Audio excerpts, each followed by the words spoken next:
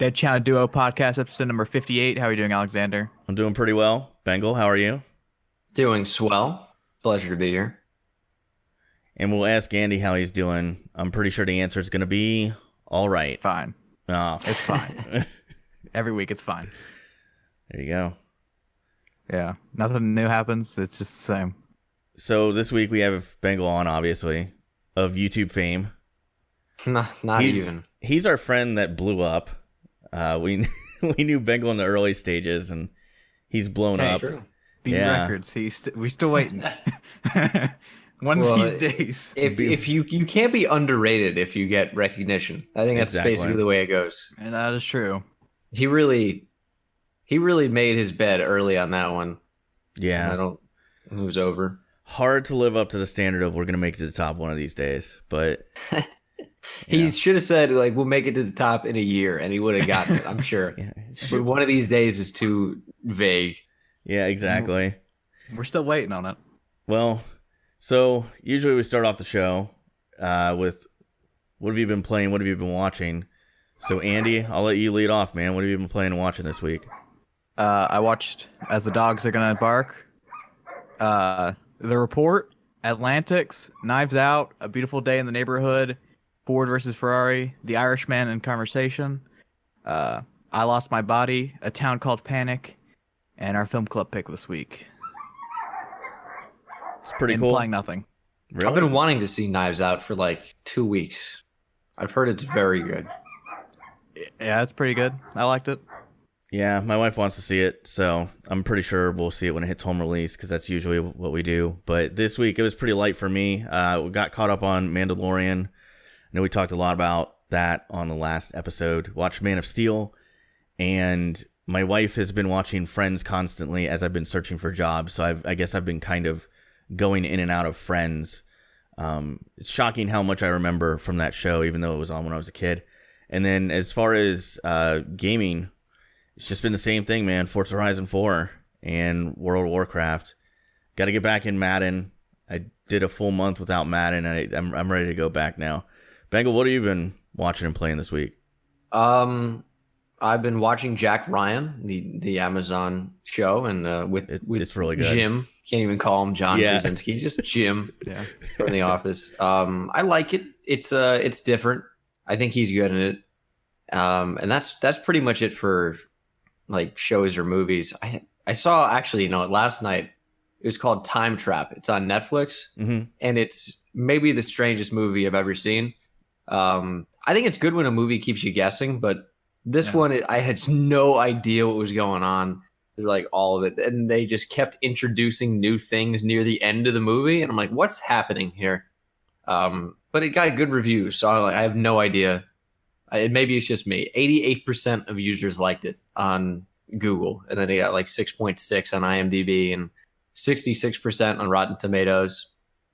And for playing, I keep trying Call of Duty. I play it for like 10 minutes and I go, that's probably enough forever. And then I hop back on the next day. And I play Madden too because I don't like my sanity. Yeah. Call of Duty. I know you've been pretty vocal about how you feel about it, but could you expand? Why don't you like this iteration? It's funny because I heard the developers talk and they said, we didn't make this for competitive players to like it. We made it for the casuals to have a good time. And I'm like, that's well and good. But they explicitly said, we don't care if like the competitive players like it. And I'm not that anymore.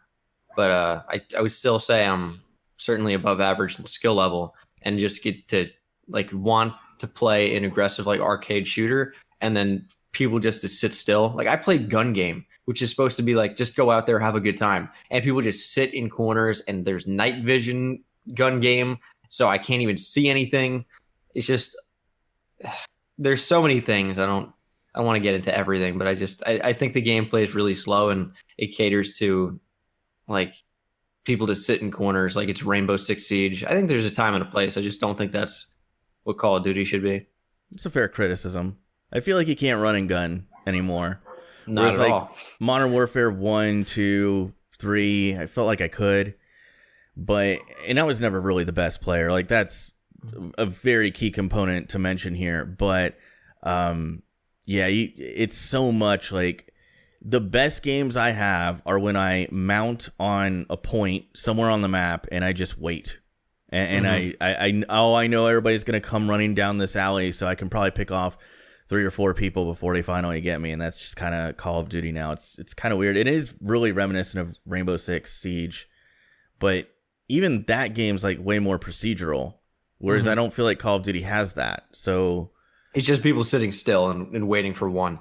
The thing that is the biggest problem is like people don't care how long they wait just for like the one payoff of getting a kill.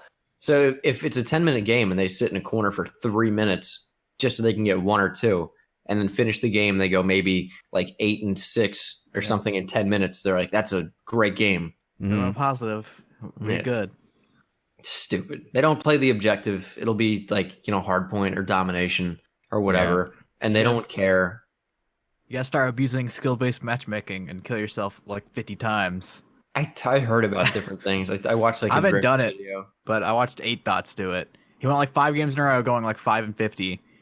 And the people you get matched up with after that are just pants on head stupid.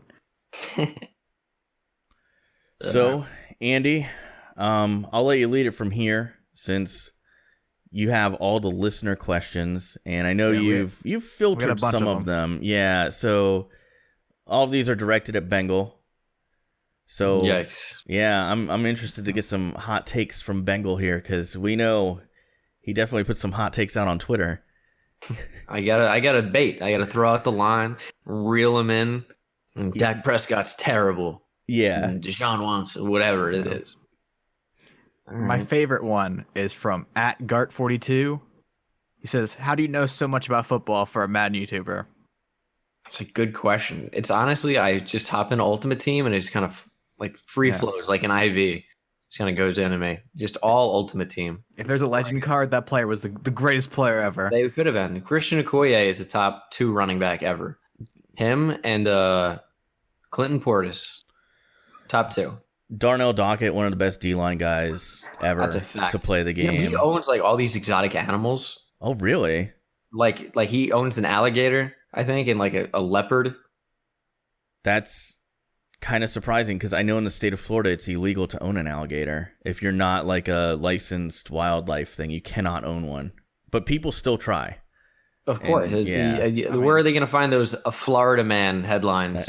Without it. Before we move on, I feel like we didn't give Bengal enough time to kind of introduce himself. Like, Bengal, tell us a little bit about yourself, your channel. I am Bengal, aka Gene Dangus. I upload Madden videos and NFL videos, and I'm pretty much obsessed with football and sports, I would say. See, that's a pretty good answer as to why he knows so much. Because, Bengal watches a lot of tape. Like, probably more tape than 99% of non-professional football people, right? Like, I don't watch much NFL tape, to be honest. I just kind of watch the games. But I go back and, I mainly watch college players, and I try to see the things they do well and, mechanically. So if you're looking at a DB, you're looking at, tip turn and then ball recognition, sometimes ball skills, and seeing how well they tackle and how well they take angles to the ball, things like that. But you have to have some idea of what you're looking for, and over time you develop that, but you compare them to some of the best players in the NFL. So if you're looking at an edge rusher, there are a couple different types, obviously, but you look at maybe a Khalil Mack and you say, okay, what does he do well? How does he use his leverage? Where does he put his hands? How does his jump off the ball? Things like that. And then you try to see what they're doing at the college level and see how it might translate. And the worst part about the scouting stuff is they could do something so well on tape and they could maybe be inconsistent. You're like, oh, this player is going to be a stud. Or this player doesn't have it at the college level. And then it totally flip-flops and changes. And you're like, they never showed that on tape, but here they are doing it in the NFL. Or they were so good. What happened? So, there's just a bunch of different variables. It's kind of random. But if you can have a success rate of, 60 to 70%, you're doing a pretty good job. That's what I aim for. Well, see, now that's a hell of an answer right there. Thank you. Yeah, because I don't think I think a lot of people the reason that was such a compelling question to me is I think there's a lot of people on Madden who are kind of this guy has a good card in MUT, so he's good in real life. This guy has an all rookie card, so he's going to be a stud in the NFL. Yeah, like Brennan Scarlett, I heard got a really good card, and I'm like, who? They gave I think Wheels was telling me he got like a 92 Team of the Week hero. Yeah. They gave Ryan Fitzpatrick a 93. Well, he's one of the best QBs in the league, so that makes sense. Totally. Well, you've seen him with the Bucks. He was an animal for 2 games, and then he falls back to earth. But I mean, he's still probably one of the best backups in the league. I'll give him that. I'd love him as a backup, but I don't know if I'd want him as a starter. But when you're Miami, who cares? You're not really looking to win. They won. Eagles. Well, yeah, Eagles fans. I've never seen a kicker throw a touchdown pass to a punter before, or vice versa. I think it was a punter to the kicker. I watched that and I said, I think that used to be a play in Madden where you could throw either to the punter or the kicker on a trick play, and it would never work. I mean, it was a terrible play. I think they even took it out of Madden eventually, but to have it happen in real life, kind of embarrassing. Eagles fans were going nuts on Twitter. Like the meltdown terrible. Was real. The NFC East is the worst ever. Yeah, it's a pretty bad division this year. The NFC is like every other division in the NFC is crazy. Everyone's like 10-2, and then the East, you have the 6-6 Cowboys at top. Yeah, and they're terrible. They haven't beaten anyone above 500. No, not one team. Yeah. Eagles lost to the Dolphins. The Giants and the Redskins have a combined 5 wins. Those are 2 teams, and we're almost to the end of the season. It's wild. All right. But hey, Chase Young, we'll see. Yeah. Here's a question that doesn't involve football. The only one that doesn't involve football. How has Texas been treating you?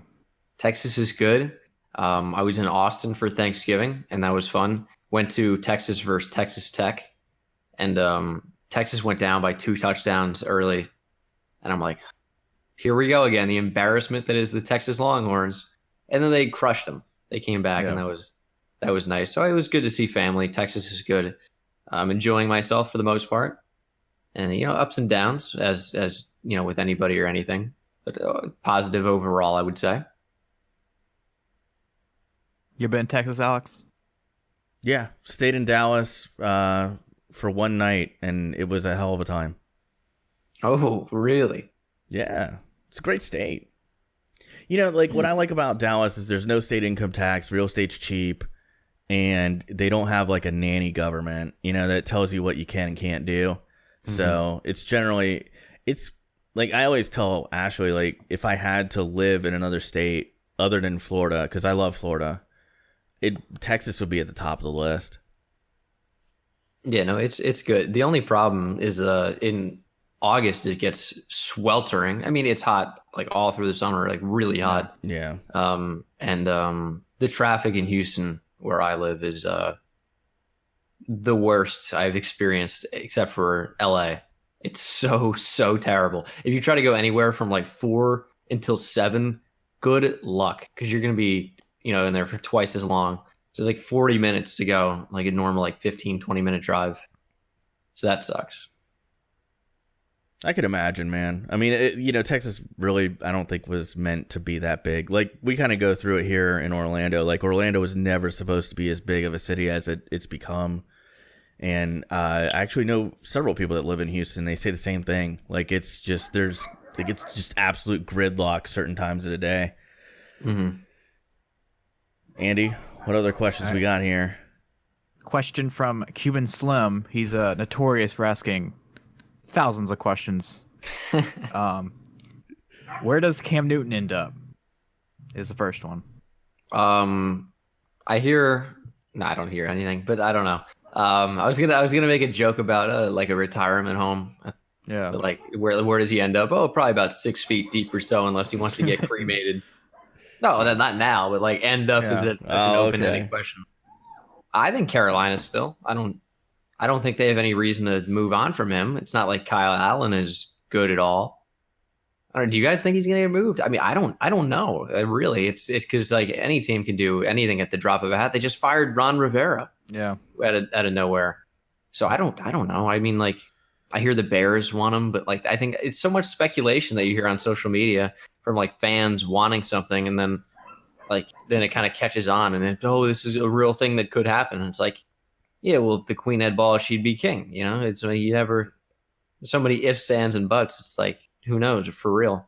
No, you're right. We've talked about it on. It came in a couple weeks ago, and like the two destinations we settled on were the Bears, and then I think the Titans would be a good fit for him if he were available. But I just don't think that he will be available. I really, as good as Kyle Allen has been, I don't know if what he's done is sustainable.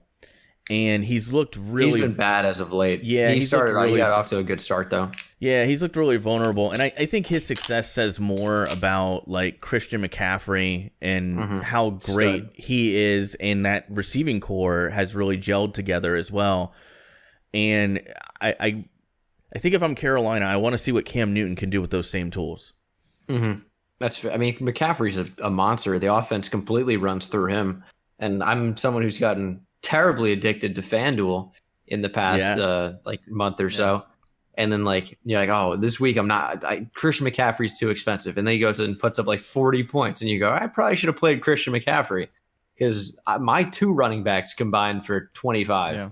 He got 40 by himself.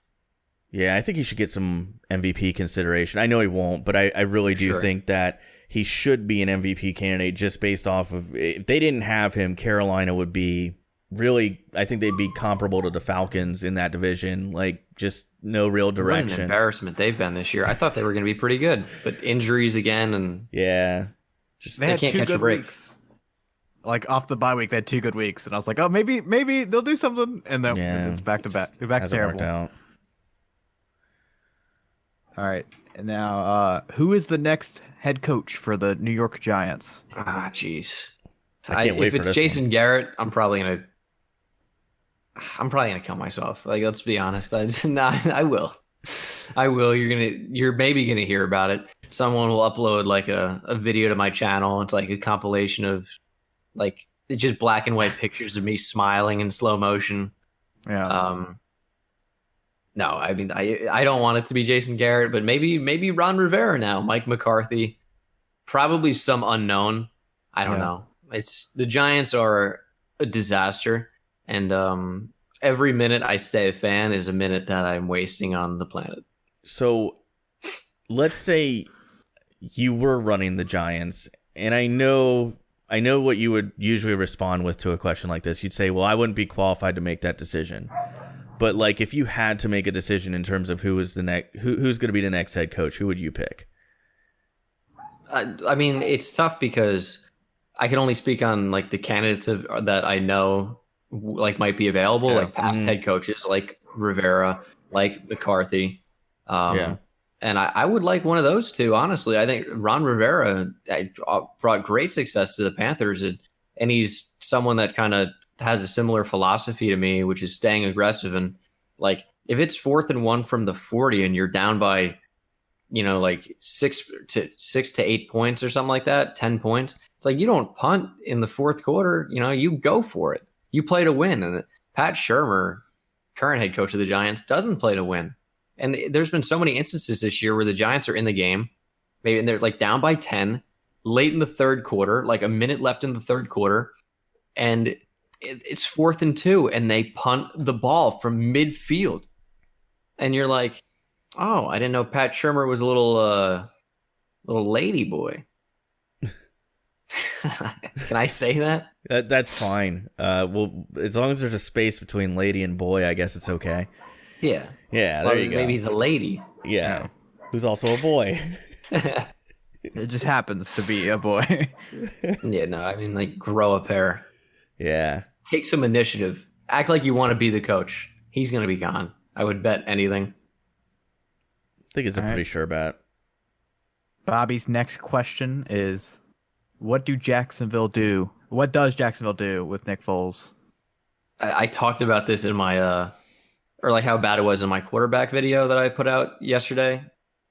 humble flex there, not plug. Yeah. Like you knew somebody was going to pay Nick Foles just because of the playoff run. The same way like the Ravens paid Flacco, you knew someone was going to pay him, but he's never been even really a quarterback except for a great playoff run, which you can't take anything away from him. But you knew somebody was going to pay him. It happened to be the Jags, and it's like lo and behold, paying Nick Foles 4 years, $82 million. I want to say something like that. To be your franchise QB, only to bench him as soon as he comes back from injury to Gardner Minshew, who is not even particularly good either. Another guy that gets just like super hyped up because he's fun and he has a mustache and he wears like short shorts or whatever he does. And Minshew mania is real, but he also turns over the ball so much. And I don't know. Like, I don't think Foles is the answer. I don't think Minshew is the answer. But they're not going to take a quarterback, I don't think. So I don't know what they do. I don't know what the trade value would be for Nick Foles, and it would be super bad against their cap to trade him. So I think they just hold on to him. So I did some research on this one because my brother's a Jags fan, and we were talking at length about what to do with Foles. What about Minshew? I feel like Minshew's pretty efficient. And he's a decent game manager, and that's about the best you could say about the guy. And then at his worst, what got him benched in the first place was a pretty bad performance. So I kind of look at him like Kyle Allen, like had some success early on, probably not sustainable. The real floor for him is a lot lower than people think. But the Foles contract, if they trade him after June 1st, it's only a $6 million and some change cap hit.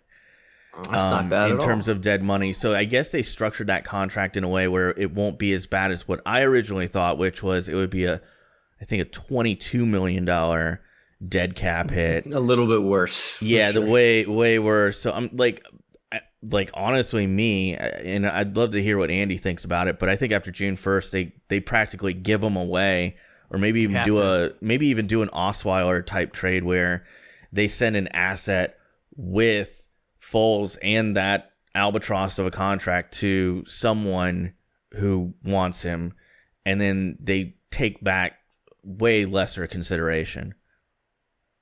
But that would be my guess. Andy, what do you think? I don't think you'd get anything if you put him like. Well, I think that's the whole point. Yeah, I don't think a team wants him, so you'd have to give up some like picks or somebody else to get rid of him. I think he's basically Brock Osweiler. I mean, I'm not in terms of talent, but the contract is that bad where you'd have to basically give someone incentive to take a god-awful contract that just didn't work out. I also think Tom Coughlin might lose his job over it. I don't know a team that would want him, though. Like, well, I mean, any team the Eagles, that's looking maybe for a bridge quarterback. Yeah. The Eagles. I mean, you think about maybe the Titans, but I think they like Tannehill. Tannehill's been really good this year. Tannehill's been really good. Maybe the Chargers, if Phillip Rivers retires, and he's been terrible this year anyway. Yeah. Like a team that's looking for a dependable backup with a young QB. So maybe as crazy as it seems based on their QB situation, but maybe the Redskins even like give up a sixth or a seventh for him just to have him there, because they're not going to have Keenum. Smith is done. Like, Colt McCoy, Texas forever is terrible. I don't know. Like, I mean, any team with a young QB or looking to move on from their QB, like maybe even the Bucs, as crazy as it sounds, because what's the deal with Jameis Winston? What do you think about that, Alex, by the way? Do you want him to stay? Because his contract's up. Yeah. 5th-year option has already been used. So I'm not a fan of Jameis Winston and his off-the-field dealings. So that weighs in, as a fan, that weighs in a little bit. I realize from a football perspective it doesn't, but I just don't think the guy's a winner. I think he had one really good year in college, and that year was magic, man. But the next year he looked really brought down to earth, and that's why I was kind of concerned when they took him number 1 overall. But I didn't like Mariota, so I was like, well, we'll see how this kid plays out. I honestly think this year he's having the worst year of his career, despite he's been really, really bad. His turnover problems have never gone away. That's the issue. Careless. Because other than that, like I say it to Ashley every single Sunday. If you take away the turnovers, he'd be top 10. Because you look at the yardage he's going to put up this year, you look at the touchdowns he's going to throw, but those giveaways, they're just so bad. It erases all that good. And I mean, up until last week, he was on pace to actually set or tie the record for most INTs in a season, and he fumbles a lot too. So I was hoping Arians could come in and kind of shape him up to be like a top half of the league quarterback. And it just hasn't happened. But realistically, I think the Bucs are going to keep him as long as Jason Light is the GM, because he's kind of tied to that guy. Well, they'd have to give him a full new contract. Yeah. And I wonder, like how long would it even be? Would it be like 2 years, or would they fully extend him? So how many quarterbacks get a 1 year prove it deal? That doesn't really even exist. That won't happen. I think the best thing that they could sell to Winston and his agent, and then you wonder what he could get on the open market. If I was running the Bucs, I'd try to do it like Andy Dalton's contract, where it was done in such a way where they had an out each year. It was basically a year-to-year deal with good money on an annual basis. I want to say it was like 4 years, $80 million. And there were very little guarantees. And Dalton was willing to take that because the annual number was good and he felt like they'd keep him. And it did work out for Dalton in the long run. I think they try to do something like that. But right now with the QB market the way it is, somebody might overpay him. I mean, Nick Foles just got overpaid. So, I could see Winston getting overpaid too. But in Winston's defense, the O-line in front of him is very rough. I mean, it's real rough. Donovan Smith has been at like every position except center, right? Yeah, Donovan Smith has been or left guard. Left guard, yeah, because Marpet moved to left guard, and he's pretty good. And their right tackle, whose name eludes me at the moment, DeMar Dotson. DeMar Dotson's pretty good, but he's getting old, man. He's 34. He's kind of getting up there. But Donovan Smith has been a massive disappointment. Jensen, and he got paid, right? Yeah, he got paid big time. Yeah, that's so tough. And Jensen, Light's been terrible. Center, how long does he keep his job? I don't know, man. I don't know. His draft record. Handing out terrible contracts and drafting poorly. Well, I mean, the Noah Spence draft pick was kind of a miss. Hargraves was definitely a miss. Winston looks like a miss. But Mike Evans was a good pick. And Chris Godwin was a good pick. Godwin was a good one. Devin White has worked out. Look at O.J. Howard. They don't even use him. I think that's just a huge mistake on their part. He's unbelievable. And look at the way the tight end position has flourished in the NFL in different systems. You look at Philadelphia, Ertz is the main attraction there. And you look at Kansas City, they have Tyreek Hill, who gets the football a lot, but Travis Kelce is arguably the main attraction there. Yeah. And you have Tampa Bay, you have Chris Godwin, who's a beast. You have Mike Evans, who's a beast. And then you have a tight end that comes in occasionally and blocks. Yeah, I think they should utilize Howard more than Brate, but they're paying Brate big money, so I think they want to use him. They didn't want to trade O.J. Howard at the deadline. That was kind of questionable to me. Yeah, I mean, I don't know. The draft record's been pretty hit or miss for Jason Light. Reminds me of Gettleman to probably a little bit of a lesser extent, but I mean, how Gettleman's whiffed on a lot of picks. Kind of feel the same way about Light so far. Andy, what's our next question for Bengal? We got on a Bucs tangent. I think we're done with the questions. Oh, we are? The rest of them are, I don't know. I kind of wanted to avoid football, but that's kind of been the main discussion. That's what I was hoping to do. But so I'm kind of trying to get away from that talk now. About other stuff, man. To keep it, keep it in sports. I know you did FanDuel basketball. You still doing that? That's the only thing I do. I pretty much quit FanDuel football because I find it way too inconsistent. And with FanDuel basketball, like there are some nights where I don't do so well. Yeah. But there are also some nights where I do really well. And if you put in, let's say, like $100 worth of lineups, that's a lot of money for. I would never do even close to that for football. I would do like one $9 tournament, which is like the main one, like the Sunday Million or whatever. But with basketball, like if you put in $100, you can make 300. So then if you put in and that's for placing, like pretty much. If you do well, you're gonna triple your money for the most part, maybe double. But then if you have a night where you lose money, if you still put in 100, it's like you still have the 200 left over from the previous winning. So I mean, as long as you win, one out of every 2 or 3 nights, if your win percentage is like 35 to 50% in that range, you're making money overall. And basketball is way more consistent. All you have to do is play matchups and minutes, because in basketball, minutes is points pretty much. Because if you're playing on the court, you're going to get assists, points, rebounds, steals, blocks, whatever. So you just look for players that are going to play a lot, and with players who can go off against a certain terrible team. Yeah. So I'm having fun with it. It's more so like almost entertainment for me, because I'm watching the games again. I'm like getting into basketball again, which is fun because I love basketball. I love to play basketball, but I haven't watched it in a while. But I do enjoy it. It's my new entertainment. That's how I was with gambling last year. I got really into basketball gambling, but it's dangerous. I feel like an addict. I turned quit at any time, but I don't. I turned $50 into $500, and I was like, all right, I should take some of this out. A week later, it was all gone. I was like, well, yep, there it goes. Because you're convinced it's like I turned 50 to 500. I lost 50. I can easily make it back. It's like it's awful because it's the more money you have, the more money you can potentially earn. Yeah. So you're like, I don't know if I want to take some out and lose out on potential earnings. Mm-hmm. But then again, I did lose $100 on it. That was potentially going to win it was like $25,000 if they pulled the upset because they're down 3-1. Yeah. But I was like, I don't know. It happens all the time. I'll get mad and I'll be like, oh my God, I put all my money on something stupid. I think there's a funny quote I heard maybe a couple months ago, which was that the luckiest thing can happen to a gambler is never winning, because then you don't get hooked. So it's like the irony of being lucky without being lucky. It's really it's super fun though. Oh yeah, it makes bad.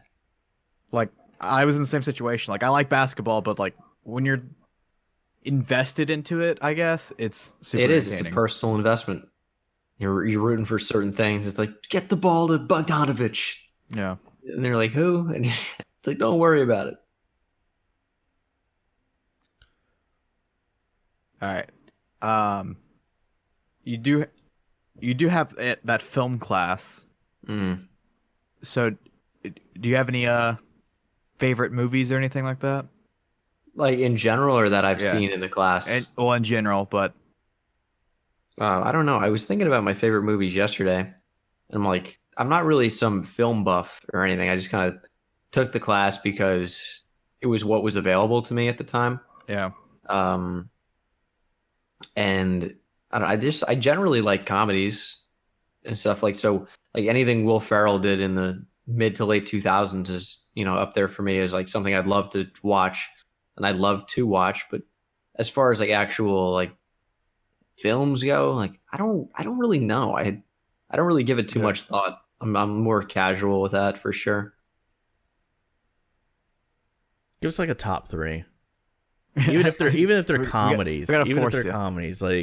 It's, I love Shawshank Redemption. That's a great one. Yeah, that's a great one, yeah. I thought Forrest Gump was super enjoyable, and that's more of a comedy, but there are some dark undertones. And as for Will Ferrell movies, I like a lot of the underrated ones, like Kicking and Screaming. I thought was such a funny movie, the soccer one. Yeah. And Blades of Glory, I thought was great. And The Other Guys is awesome. With Mark Wahlberg's in that. Speaking of him, The Departed is a great movie as well. Mm-hmm. You watched The Irishman? I saw trailers for it last night, and I'm like, not now because it's 3.5 hours. Yeah, but maybe another time. I feel like some people just make movies long to make them long now, and I don't feel like it was. I feel like it was not, I guess, justified while it was that long, but it didn't There wasn't parts. I feel like there was no fat. Like I feel like everything that was in it was meant to be in there for a reason. Yeah, I haven't seen it, so I can't comment on it. But I just in general, I kind of have that feeling. Like I'm sure this is going to get some backlash, but the new Tarantino movie, Once Upon a Time in Hollywood, yeah, I felt that was way longer than it needed to be, and it felt like there was a lot of fluff and parts where I'm like, why are we seeing this? It's not relevant. It felt like a lot of stuff. It's like nothing relevant is happening. Like I know it was all to set up like the eventual plot twist. Yeah. From what happened in real life, but I don't know. I mean, I thought it was a good movie. That was a funny movie, but I didn't think it was great. I didn't think it was like, one of these all-timers the way that some people reacted. Least spoiler way I can say, the documentary kind of part, there was no reason why that should be in there. Like it made the entire movie without that is great. That part is super boring. It's like 20 minutes. It's terrible. Alex doesn't like Tarantino, so he doesn't know. Why I don't really either. Like, yeah. Another hot take here. I don't think Pulp Fiction is that good. I don't like it. I get dirty looks every time I tell people that I really don't like it. I actually have two friends specifically who, one of them was pretty adamant, like that I knew nothing about film because I don't really care for Tarantino's work. But I mean, I watched Pulp Fiction. It didn't really resonate for me. Same thing with the Kill Bill franchise. I thought Django was great. Honestly, that's the best one I've ever seen that he's been associated with. And then somebody got me to watch Death Proof, and oh god, it was so bad. I just couldn't stand any of it. But at the same time, like what I would tell those people who are kind of negative towards anyone who doesn't like it is, well, like I've seen people say Kubrick's work isn't very good. I mean, I don't get mad about that. So I just don't understand why people are so adamant you have to like Tarantino work. It just doesn't make sense to me. I feel like it's the same thing with food. It's like, you don't think this tastes good? It's like, you're wrong. It's like, no, I'm not. It's just we have different taste buds. Yeah. Same thing with like different tastes for films. It's like, if you don't like the style, you don't like it. It's something like you're wired differently and you understand things and like or dislike things differently than somebody else. It's not you're stupid for not liking it. It's just that you have different tastes, and that's totally fine. Yeah. I mean, it's a great conversation for what me and Alex have to review after this interview. Oh, yeah. Yeah. Looking forward to that. We get to talk about Man of Steel. The one that came out in like 2013. 13? Yeah, I was going to say 2012. Saw that in theaters. Me too. Yeah. Regrettably. Did you enjoy it? Oh, geez. I thought it was okay. But it's not something I'd see again, probably. Yeah. It was a fan pick, so we're kind of stuck with it. Yeah, I really didn't mind rewatching it, but to be fair, I saw it in theaters, and I won't spoil how I felt about it, but I didn't rewatch it. And then I saw it was on sale for $4.99 on Vudu, so I was like, oh, I'll buy that. Because it's, $5 and it's 4K, and my wife hadn't seen it yet, so I figured I can see what she thinks about it. She had all kinds of thoughts about it. We'll have to talk about that later, Andy. Yeah. Anyway, are we gonna do? Still got some. Oh, we got 5 minutes. Oh, okay. Okay, you got a timer going then. Yeah. Okay, that's way better. I started it late, so it could be off, but it doesn't matter. Okay, that's cool. Just keep going, man. But you are on the side of TVs. You like TV more than movies. I think I've transitioned into that. Yeah. Yeah. I know you like Prison Break. But is there any other favorites? I haven't seen Prison Break in forever. I hate Prison Break. I thought the first season was great. The first season's incredible. The rest of it's stupid. I think that's fair. I do. I'm not saying all of Prison Break's great. Like, I love Dexter. Dexter's one of my favorite all-time shows. But there are some seasons of Dexter and I've rewatched that show 3 times probably. But even though I haven't done it in like 3 years, so like within like 4 years, I watched the show 3 times. And on like my second or third watch through, I skipped 2 seasons just because of how much I hated them. Yeah. Like, I don't know if you guys have seen Dexter. No, I'm aware of it though. Yeah, I know about it, but I didn't ever sit down and watch it. One of the worst endings to any series, probably of all time. Really, really disappointing. But mostly what I watch is stand-up comedy. I should have mentioned that with what I was watching earlier. I watch a lot of stand-up comedy, and I go through some new guys that I like a lot, like Gary Goldman. I don't know if you guys know him. Yeah, he's pretty good. He is good. Jim Gaffigan's new stuff I think is great.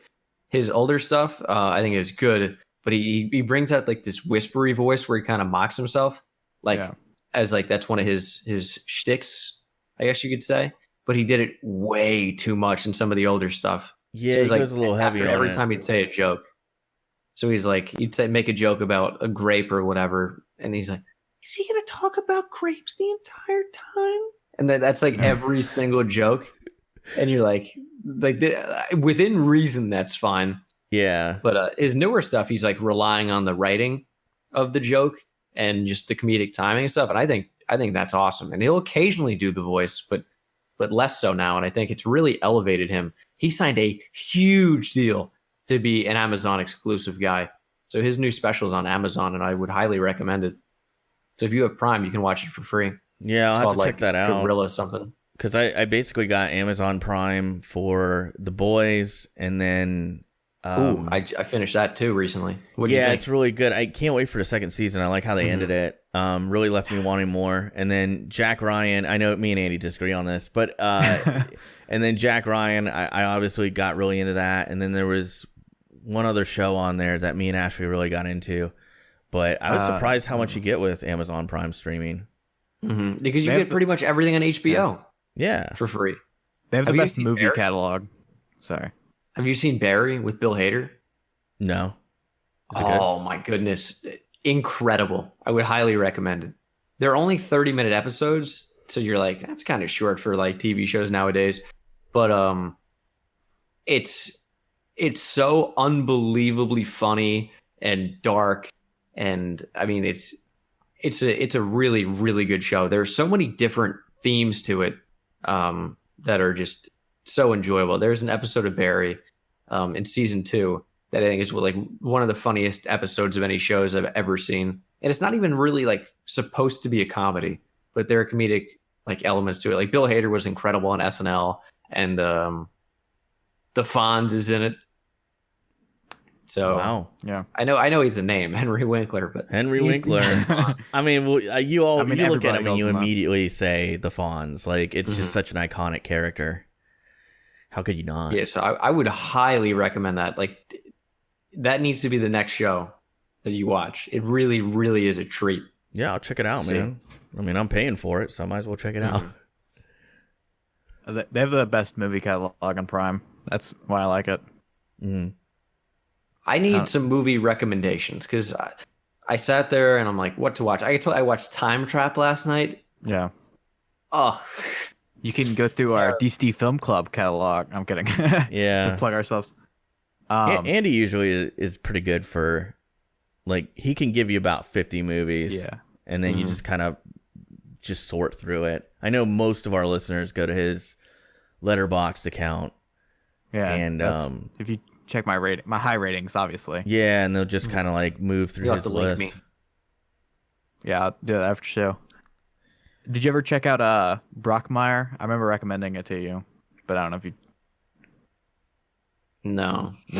Well, that's a good comedy show. I don't remember. Oh, whoa. Okay, hold on. No, hold on. Brockmire is the one with Hank Azaria.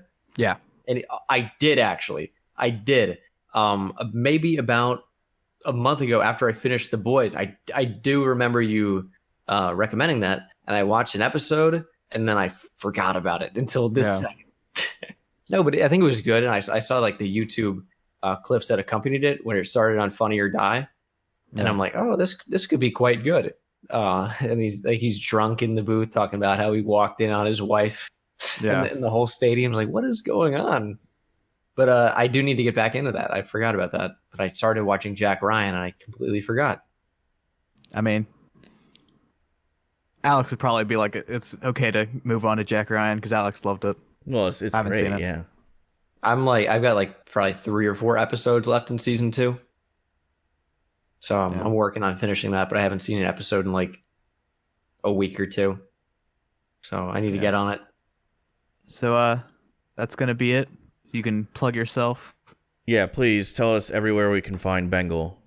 You can find me on YouTube at youtube.com/Bengal is kind of like the main place, and everything else kind of stems out from there. I haven't really been streaming much on Twitch recently, or posting on Twitter, Instagram, but who knows? Maybe I'll come back.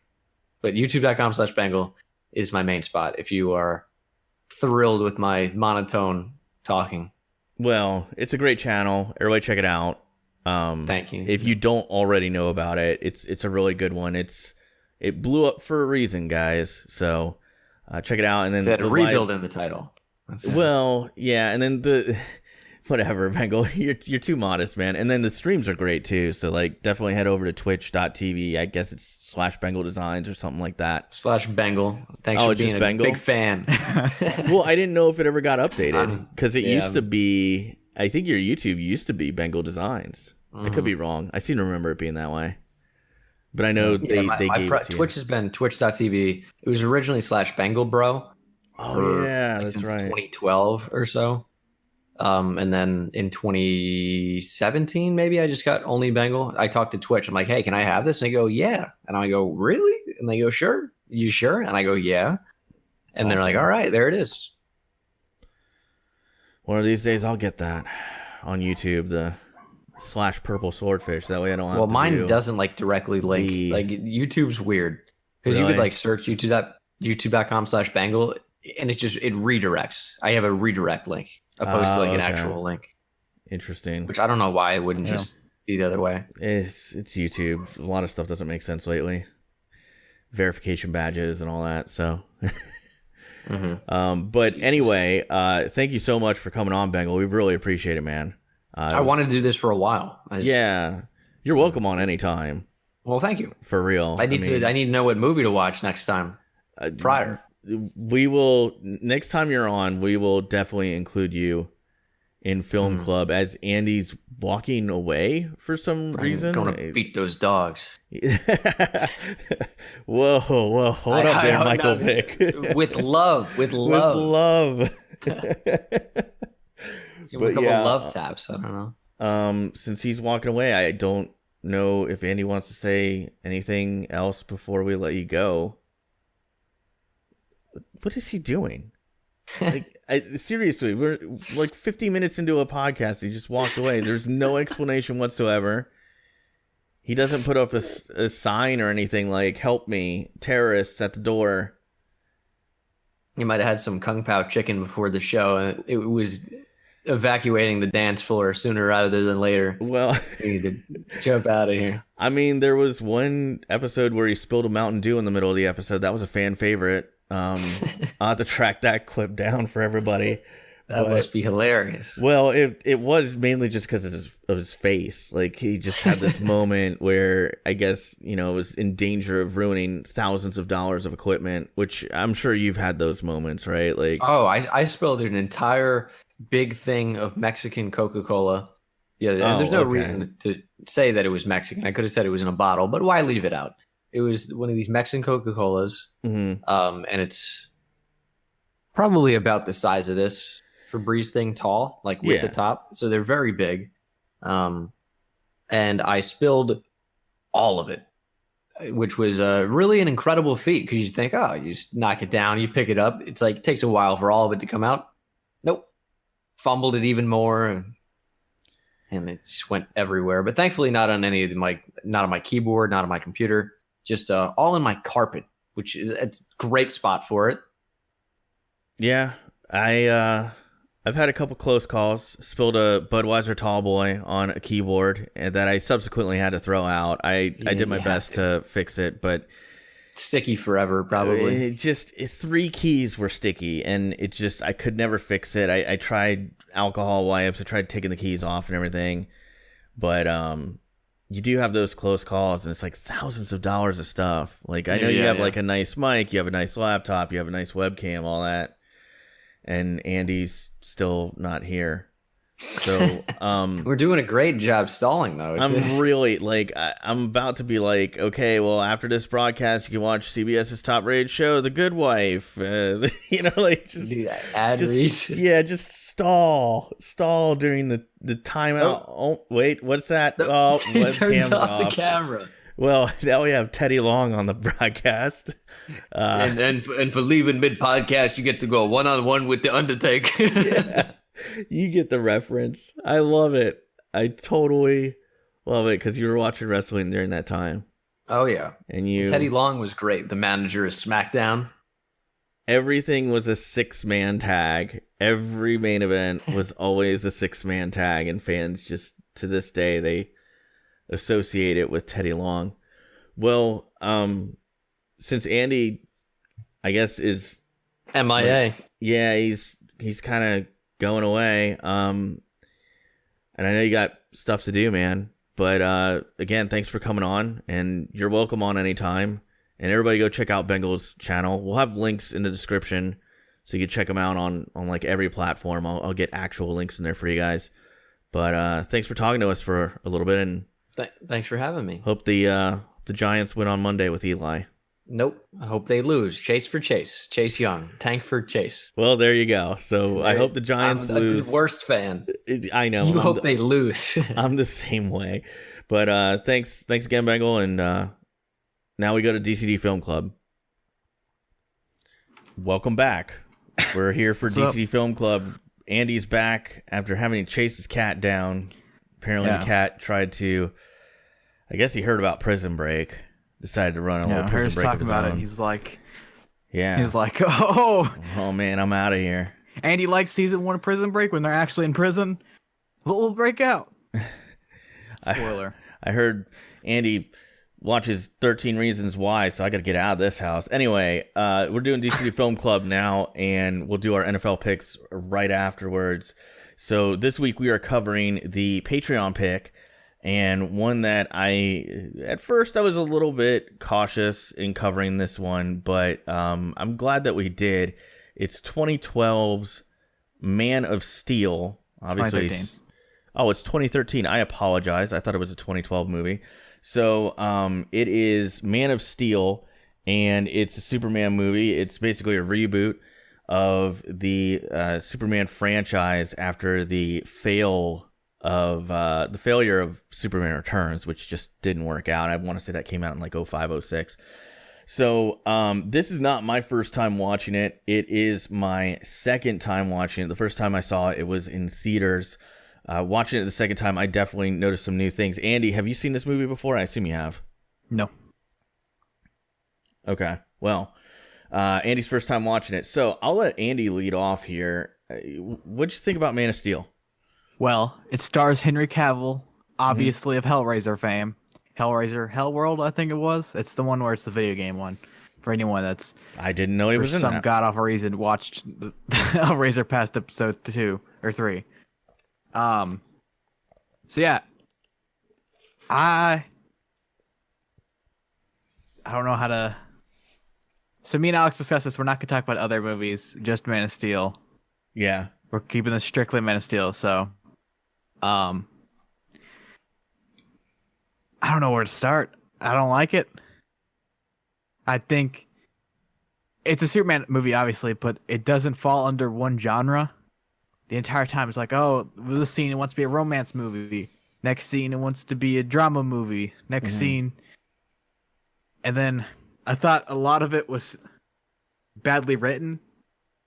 Like, for example, Lois Lane's character is exclusively in the movie for exposition. She's not in the movie at all for only thing she's in there for is exposition. Like, and she has the ability to teleport the entire time. She teleports all over the place. She's like, spoiler warning. She teleports all over the place. Like, for some reason she's on that jet. Why is there a journalist on the plane to drop that thing on the thingy? I think it's just really stupid. Like, Amy Adams isn't a bad actor or anything. Yeah. I just think her character is irrelevant and it's just badly written. Okay. What's his name? Jar-Al, or his dad, is in the movie as a ghost more than he's in the actual movie. Okay. I think that's stupid. Like there's 3 clear acts. The first one they're on Krypton. The second one's kind of his childhood leading up to the third act, like the drama part. The third act is an hour of CGI energy balls attacking each other. Okay. And I thought the CGI wasn't that good. Like, it was good at some points, but it was a bit wonky at other points. There was some good cinematography shots, but I feel like they weren't necessary. Yeah, I think the music was awful. It was just generic music that's in every movie that comes out in the modern era. But that's also saying I don't think that the John Williams like Superman like high pitched music would fit in this movie. Like it obviously wouldn't. But I don't know. I don't think it was good. I didn't like it. And my main criticism, it was boring. Well, as usual, I think that this is one that we disagree on. So I want to be really clear like Andy was. I don't want to talk about any other superhero films in relation to this because I think that whole argument is completely hackneyed and I think it creates a toxic environment, honestly, at this point. So I am talking about Man of Steel strictly as it relates to Man of Steel. None of the other DC stuff that followed with Henry Cavill. And I really liked this film a lot. I think there's a lot to like. I agree with a lot of Andy's criticisms.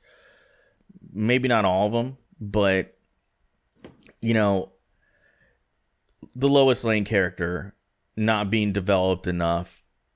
I get that. That's a valid thing that, honestly, I kind of glossed over when I watched it these 2 times. I didn't really think of it too much, but it's a valid point.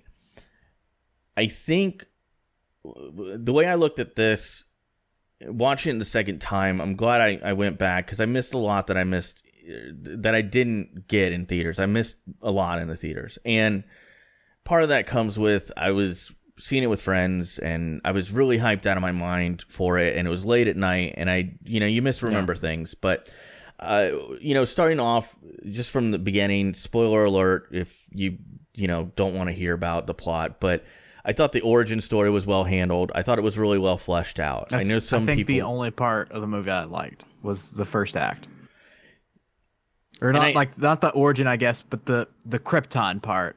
Yeah, to me, it's like sort of an origin story, and I think that's like probably the best handling that I've seen of Superman on the big screen in terms of this is where he came from, this is what happened, this is how he got to Earth, this is what ties him to Krypton, this is what ties Zod to Krypton, this is the fundamental difference between Zod and Superman's parents. I just thought it was really well done, and I was glad to see that they took the time to do it because it did feel like almost the whole first third of the movie was that. Moving on, I think there's so many cool things that they chose to do, showing Superman growing up throughout the years, holding back his powers, mostly at the request of his father, played by Kevin Costner. I think Kevin Costner's performance in this is amazing. I think it's one of the standout things in this film. And when I saw that he was cast, I immediately got excited for this film, and it certainly didn't let me down. Rewatching it the second time, it certainly got emotional in a few moments. Like, he's willing to die to protect his son from being viewed as, like, whether you want to call it like a freak or someone that's a pariah or someone to be feared. He'd rather he's willing to do anything he can to still give his son the most normal life he can possibly lead, being an alien from another world. I thought that was wonderfully done. I also think that Diane Lane's performance as Martha is also a tremendous one that, again, when I saw that she was cast, I said, this could really work. This could be very good. And it was. It didn't disappoint. Amy Adams does as well as she can in Lois Lane's shoes. But I mean, she's a great actor. She just didn't have that much material to work with. I know. She didn't have much to work with. And I think that's one of the shortcomings that I'll definitely agree with. I think Henry Cavill nails the look of Superman. He has the right build. He looks like $1 million in that suit. I think it's the best Superman suit that's been on the big screen, period. That's saying a lot. But I love the Man of Steel suit. I forgot about the bit I was going to do. I was going to be like him, and the entire time I was going to do this. Yeah. The entire movie, he's doing this. I get that. I mean, that's a valid criticism. I mean, if it bothers you and it feels unnatural, I guess it is a valid criticism. I mean, I thought the special effects were really good. I think they've aged well in 6 years. I did completely disagree with Andy. I think the Hans Zimmer score is outstanding. I think it's generic. Some people feel that way. Some people don't. I mean, we're definitely on. We're poles apart on that, and there's nothing wrong with that. You know, the writing at times, could it be better? Absolutely. You know, I think the one thing that some people, when I was leaving theaters, were really confused by is Superman killing someone in the movie, and also the collateral damage that was done along in that fight with Zod and Zod's followers. The entire city of Metropolis. Yeah, and so I understand that it's not as clean cut as maybe it would be in the comics or the WB cartoon from I want to say the 90s. Yeah. That were kid shows, and like, let's be honest, there's a lot of Superman comics that they very clearly tailor towards kids. I read Superman in the 90s, and while it would get very mature sometimes, you know, they didn't really talk a lot about collateral damage. They did sometimes, but not all the time. And I think that kind of bothered people because they're expecting Superman to be the all-American clean-cut boy, the white meat baby face, to use a wrestling term. And I still think he is. The Wonder Bread. Yeah, if you want to use that. And like, some people view it as boring or vanilla. I don't. I think that, you know, there is something valuable about a hero like that. I think when you introduce things like this movie does, where he does have to kill, he doesn't want to, but he does. He's almost forgiving to a fault. And, you know, I think that's good character development, and he only did it because he had to. I'm not going to talk about how it sets up other movies because I said I wasn't going to talk about that particular thing, though. Like, they didn't set it up that he doesn't like to kill in the movie. Like, going into it, just this is the only thing Superman's ever been in. But then first off, the actual kill is, I think, awful. Okay. Like, just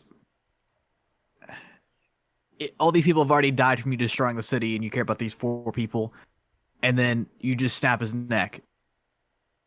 But like, I don't like this. But that's the point, Andy. Is he didn't want to see one more person die. They set that up earlier on where they say every human you save will kill 1 million more. And then he kills him, and he's like, "No, I killed someone," but they didn't set it up at all. They did set it up. When in the movie did they set it up that he doesn't like to kill? Not other Superman stuff. Like, they set it up in the dialogue. I'm paraphrasing. Every human you save will kill 1 million more. Zod at one point says this will only end one of 2 ways. Either you kill me or I kill you. Yeah, but he doesn't specifically say that he doesn't like killing. Why did he hold off so long? It's character development. I don't know. We're going to disagree on this one, as always. But I don't know. I don't think it's that bad. I think it's really the best treatment. When this came out, I feel like it's the best treatment of the Superman character on the big screen. And I know there's a lot of comic books out there. And I stopped reading in the 90s. And I just never got back into the comics. But and I wish I could find a jumping on point so I could get back into them. But, you know, I feel like this was the best treatment of Superman on the big screen to date when this came out. And I think that you could maybe make the argument that it'll be tough to outdo this in the future, because I mean, Henry Cavill is done as Superman, and I mean, I don't know, DC has talked about maybe rebooting it, but they also did say they don't know what to do with it for modern audiences, and I think this is about as close as you can get to making Superman palatable for a modern audience, where they expect a little bit of edge to it. And I thought that's what Zack Snyder brought with his directorial style, the cinematography, the suit, the storyline with Zod. It brought an edge to it. The score being a Hans Zimmer score, who he's known for having like a more serious tone to the scores. I thought it was successfully done. Was it perfect? No. But I think it's successful in bringing Superman to life. And I know I said I didn't want to talk about other movies, and I really don't want to, but I'm so disappointed that we didn't get a Man of Steel 2. Henry Cavill today said he wants to do it. I mean, I just don't think Superman needs anybody else in there. I don't think that they need to pair him with another superhero. I think that it can stand on its own if it's done well. So yeah, I really wish we would have gotten a Man of Steel 2, because I feel like they could have done so many cool things with it. Another criticism is the colors in this suck. I thought it was a choice, though. It doesn't look good, in my opinion. I mean, like, that's some, like, I can't. I'm not gonna say it. The colors. I kind of want to hear what you were gonna say. So, in the Nolan trilogy, the colors were fine. It looks great. This is like a serious approach, and the colors are awful. But with that said, I'm not saying that the competitive company and their Avengers 1, the Avengers 1 looks like it was made for TV. Okay. That's fair.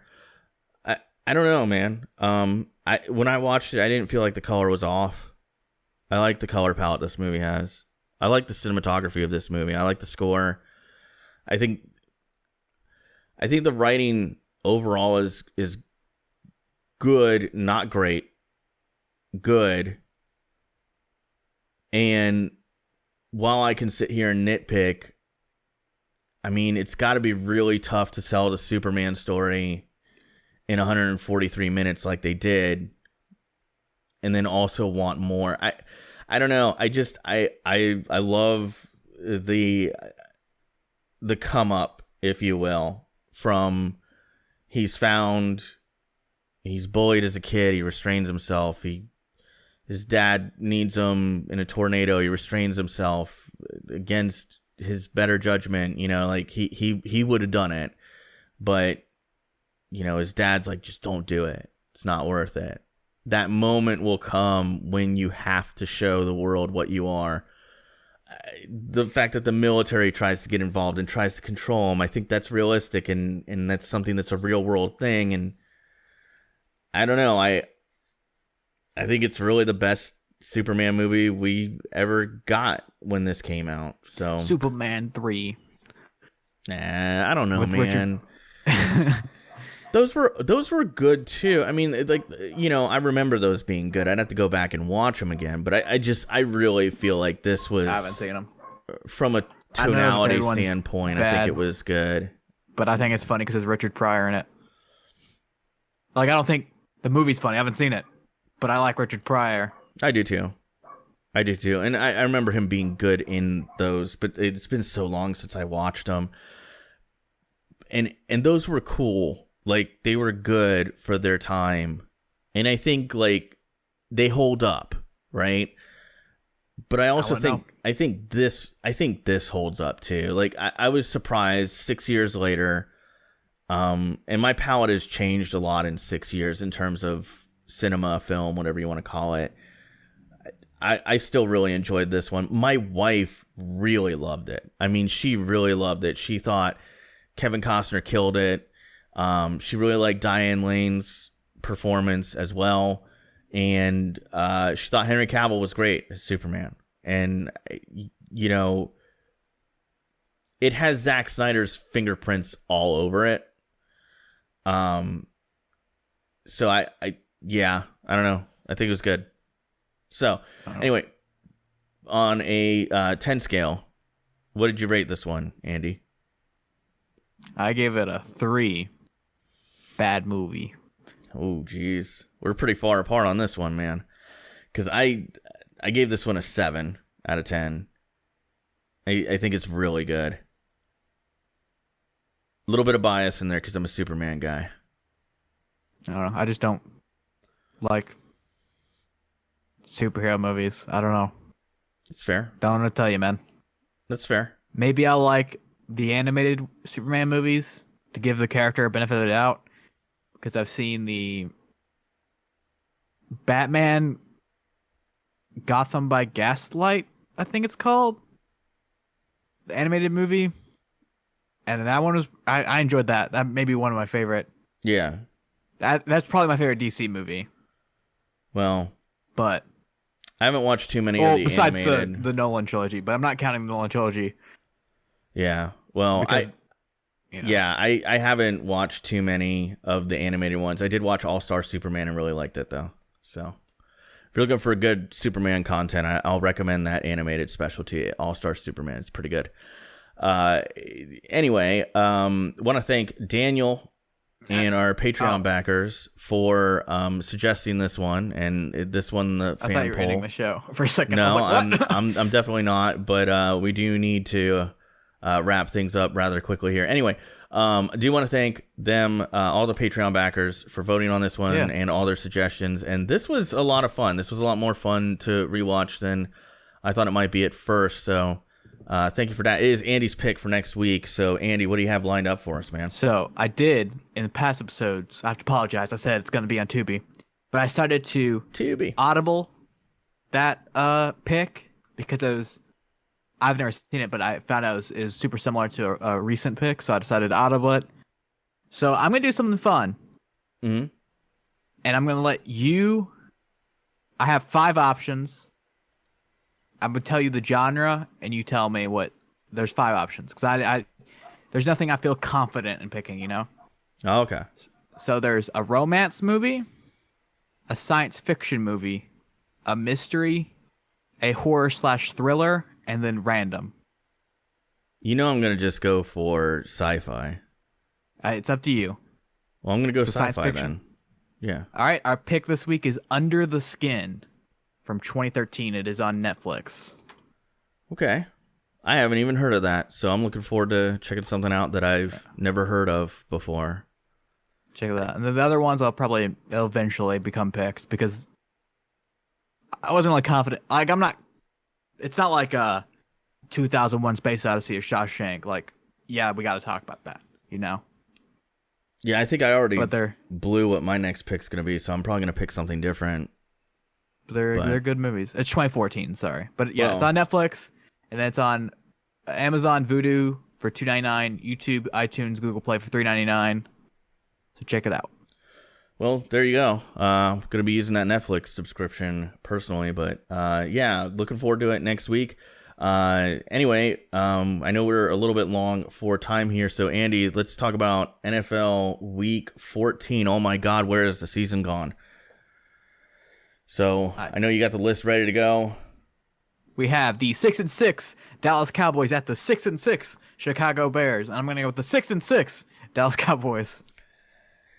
I'm gonna go Bears here. We have the 5-7 Carolina Panthers at the 3-9 Atlanta Falcons, and I'm gonna go with the hot Atlanta Falcons. Ugh. I'm gonna go Panthers. We have the 10-2 Baltimore Ravens at the 9-3 Buffalo Bills. Contrary to the records, I don't think this is a close game. Ravens. Yeah, I think this is a tough one for Baltimore. Tough one for Buffalo at home. I know Buffalo always plays tough, but I'm going Ravens. We have the finally 1-1 Cincinnati Bengals, 1-11 at the 5-7 Cleveland Browns. Gonna give it to Cleveland. Going with the Browns. 4-8 Denver Broncos at the 8-4 Houston Texans. Houston Texans coming off a huge win. Gonna go with them. Got to go with the Texans. They look great against the Patriots, by the way. We have the 3-8-1 Detroit Lions at the 8-4 Minnesota Vikings. And I'm gonna go with. I want to pick Detroit, but I can't with the quarterback situation. I'm gonna go with the Vikings. Yeah, I'm going with them too. They're playing at home. It's a must-win for them. They're winning this one. 3-9 Redskins at 9-3 Packers. Go with the Packers. Yeah, I think it's a must-win for the Packers as well here. That division's really tight. Wild card race is going to be tight in the NFC. Packers. The 6-6 Indianapolis Colts at the 5-7 Tampa Bay Buccaneers, and I'm gonna go with the Tampa Bay Buccaneers. Tampa was playing at home. Looked good last week. Colts didn't look so good, so I'm riding the hot hand, going Bucks. Hey, did you notice Jameis didn't throw an interception or fumble? And the Pretty offense crazy. looked amazing. Didn't throw for any touchdowns either, but as long as he doesn't turn the ball over, I don't care. 27 points is 27 points. Well, you know what they stopped doing is they stopped passing in the red zone. You notice they started running in the red zone like they should be all year. But anyway, I digress. 3-9 Miami Dolphins at the 4-8 New York Jets. And I'm gonna go with I guess the Jets. The Dolphins will probably win. In the words of Ruben Jim, hashtag fins up, Dolphins. The 10-2 San Francisco 49ers at the 10-2 New Orleans Saints. I'm going to go with the 49ers. I think they're a better team. The Saints are 3-point favorite at home because they're at home. That's why they have the 3 points. So it's a pretty even matchup. I think the 49ers pull it out. I'm going to take the Niners too. Game. I mean, it's so easy to pick on them right now, but they just barely lost to what I think is the best team in the NFL. So I don't see a criticism at all. Their two losses are both by field goals to the number 1 and number 2 MVP. Yeah, and the other thing I would say is they didn't really lose so much as they ran out of time, if that makes sense. Because if they got the ball back, I think that game at least goes to OT. Anyway, I'm taking the Niners. The 4-8 Los Angeles Chargers at the 4-8 Jacksonville Jaguars. And this is gross. This is a bad game. I guess I'll go with the Chargers. This is the bowl of broken dreams almost, because I think both of these teams had playoff aspirations at the beginning of the year. I'm going Chargers. We have the 7-5 Tennessee Titans at the 6-6 Oakland Raiders, and I'm going with Ryan Tannehill. That offense has looked great the past couple of weeks. Yeah, as much as I like the Raiders, I'm going Titans. We have the 8-4 Kansas City Chiefs at the 10-2 New England Patriots. I'm going to go with the Chiefs. I like the Patriots at home here. Obviously I think the Patriots will bounce back, but I'm like, why not? Patrick Mahomes. Nah, I'm going Patriots here. As much as it pains me to say it. 7-5 Pittsburgh Steelers at the 3-8-1 Arizona Cardinals. I'm going to go with the Pittsburgh Steelers as they keep on there. They currently have a wild card spot, but keep their wild card aspirations. I'm going to go Cardinals. We have the 10-2 Seattle Seahawks at the 7-5 Los Angeles Rams. And I'm going with the Rams, baby. I'll go with the Seahawks. We have the 2-10 Giants at the 5-7 Eagles. Another gross game. I guess I'll go with the Eagles. Yeah, I'll go.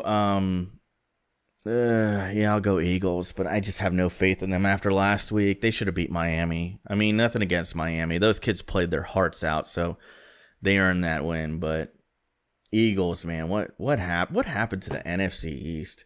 It used to be so much fun to watch that division. Not anymore. I mean, at the beginning of the year, I said it. I was praising it. Yeah. The NFC East is the worst division in football. And look at them now.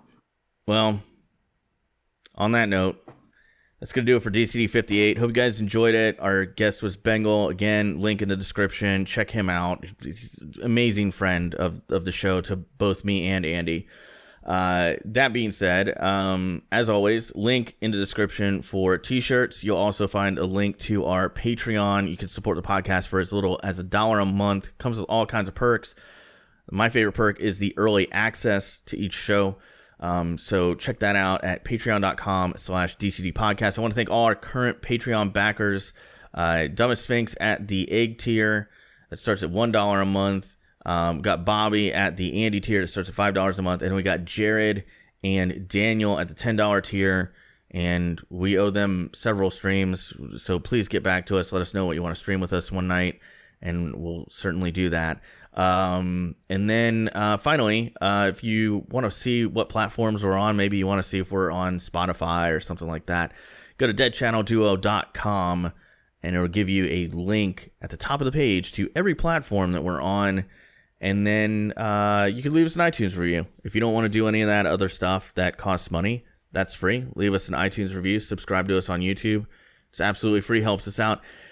And I did want to very quickly say thank you to all you guys for maybe spreading the word about the show, or any new listeners out there. I want to give you guys huge thanks. We had the best month ever in November 2019 that we've had, period, point blank, on this podcast. So thank you for that.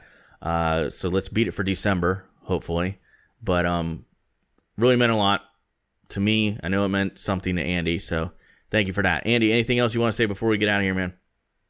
Watch Marriage Story. Came out Friday for you guys. New Noah Baumbach movie on Netflix. Try it out. Well, there we go. That's going to do it for DC 58. Thanks for listening. We'll see you next week. Bye.